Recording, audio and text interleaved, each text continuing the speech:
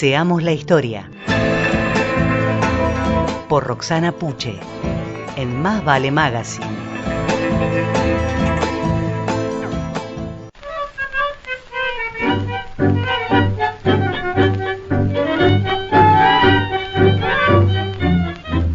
Hoy en Seamos la historia continúa la República de la Boca.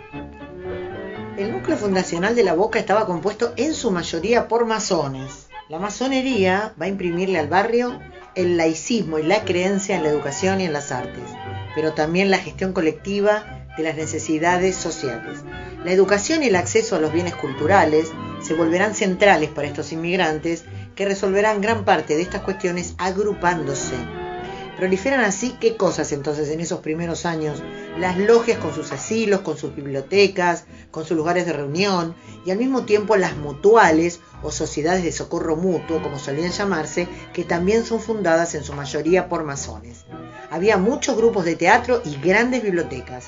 Los sindicatos, llamados en ese entonces sociedades de resistencia, contaban siempre con una. En esa biblioteca se reunían los asociados a consultar libros, a estudiar. El barrio tenía también una gran actividad periodística, había muchas publicaciones y varias imprentas muy importantes. Hay quienes aseguran que el anarquismo y el socialismo argentino nacieron en la Boca. Si bien es difícil de corroborar ese dato con exactitud, es cierto que el primer diputado socialista de la Argentina, Alfredo Palacios, salió de la Boca, otra gestión colectiva del barrio. Se cuenta que los discursos de Palacios los daba en los patios de los conventillos, procurando siempre un traductor al genovés. Hasta la década del 60 se conmemoraba el 1 de mayo como una fecha de duelo, aunque a partir de la primera presidencia de Perón, ese día haya empezado a tomar la forma de una celebración de la cultura del trabajo. Los socialistas del barrio de La Boca aseguraban que no era una fiesta, que era un día de duelo por los mártires de Chicago. Otra vez La Boca tenía criterios aparte sobre la participación colectiva.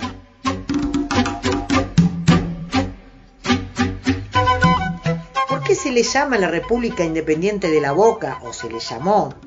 Hubo un punto muy álgido en la historia del barrio. En algún momento se declaró la República Independiente de La Boca.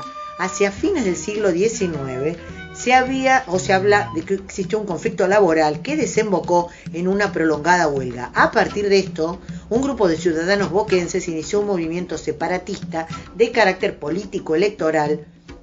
¿Para qué? Para reclamar la autonomía administrativa de La Boca, que entonces dependía electoralmente del Colegio de San Telmo. Cuenta también la leyenda que el mismísimo Julio Arroca, entonces presidente de la Nación, se presentó en el lugar y solucionó el conflicto. Otra institución importante que nace en La Boca son los bomberos voluntarios. Entre las agrupaciones más importantes de La Boca están estos bomberos voluntarios. La Boca era una zona de terrenos fiscales y los inmigrantes fueron generando asentamientos, con chapas que pintaban, ya les dije, con las pinturas que sobraban de los astilleros. Así se fueron armando las típicas postales del barrio, los conventillos multicolores, lo que los hizo pensar rápidamente en los riesgos enormes de los incendios. El 2 de junio de 1884 se fundó el Cuerpo, que aún existe en la calle Bransen 567. Ese día se celebra en nuestro país, en su homenaje, el Día del Bombero Voluntario. En 1932 se inauguró el Rancho Banchero, donde se hacían las fiestas. A partir de ese empezaron a hacer las fiestas y don Juan Banchero fue nombrado emperador de la Fugatza.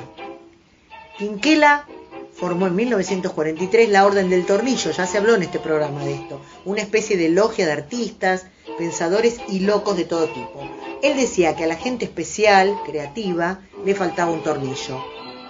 No es loco el que quiere, sino el que puede, solía decir.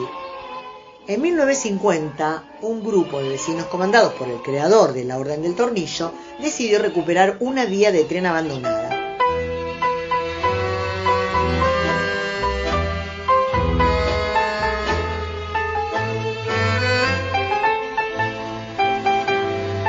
El gobierno municipal construyó allí una calle museo con el nombre del tango Caminito, escrito por Juan de Dios Filiberto, íntimo amigo de Benito Quinquela Martín, y el creador del tango llamado de esa manera, Caminito. Ante la llegada masiva de los inmigrantes a fines del siglo XIX, los conventillos se convirtieron en un lugar obligado para vivir. La mayoría de las veces en condiciones de hacinamiento. La mayoría no, yo diría todas las veces. Usualmente un cuarto era compartido por varias familias y el promedio de personas que usaban un mismo baño era entre 30 y 50. Terrible. En esa torre de Babel multicolor, los idiomas empezaban a mezclarse. Surge el famoso cocoliche, una mezcla de español con dialectos italianos. Los carnavales en La Boca van a convertirse en los más importantes de la ciudad. Excesivo, lujurioso, con murgas y comparsas como la Perla de La Boca, las farristas, los turcos de Barracas. Otra cosa característica de La Boca fueron los cafetines. Las primeras asociaciones estaban muy ligadas a los bares del barrio. Los bares como lugares de reunión eran el caldo de cultivo ideal para agruparse, como el Café Yacarino, el Café Trapito, que dicen que se llamaba así porque cuando los clientes se quedaban hasta muy tarde, el dueño tiraba trapos mojados de mesa a mesa. El Bar Oriente fue otro muy famoso, donde da lugar a la juventud del Bar Oriente.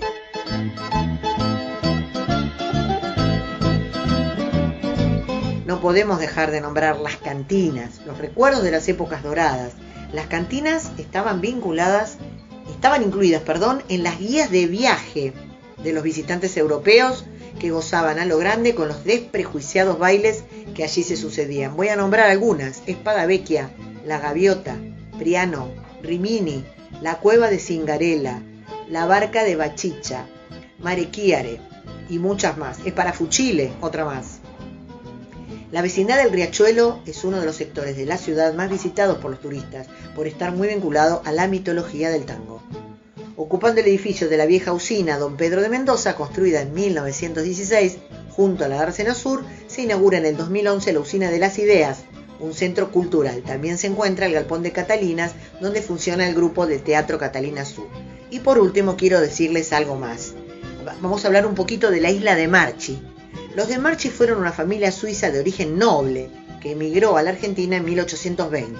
Estaba conformada en un principio por los hermanos Antonio Marcos y Demetrio de Marchi, socios propietarios de la farmacia La Estrella. ¿Saben cuál es? Es la esquina que se sigue conservando tan antigua como en esa época, a una cuadra de Plaza de Mayo. Ahora les voy a recordar la calle. Los hermanos de Marchi fundaron otras farmacias, entre ellas la farmacia del Indio, que dieron origen a la química de La Estrella y con ello el primer proceso de industrialización en la producción de algodón del Chaco argentino. Uno de los hermanos de Marchi, relacionado con la histórica farmacia La Estrella, que queda aún hoy en Defensa y Alsina, era un inmueble propiedad de Facundo Quiroga, que se lo alquilaba de Marchi, razón por la cual se enamora finalmente y se casa con una hija del Tigre de los Llanos, y fue quien compró y armó en la Recoleta el lugar de sepultura del prócer. Después sería uno de los socios, juntos con Antonio Devoto, del Banco de Italia y Río de la Plata, pionero de los bancos privados en Argentina. Y también se afirma que De Marchi fue uno de los socios fundadores de la empresa Bagley, ya que el estadounidense Melville Bagley, creador de la firma, era empleado de La Estrella. Este hombre fue quien desarrolló una bebida a la que se consideraba un tónico con efectos antioxidantes. Aquella bebida fue un verdadero éxito comercial y fue también la primera marca registrada en Argentina. Se llamaba Esperidina.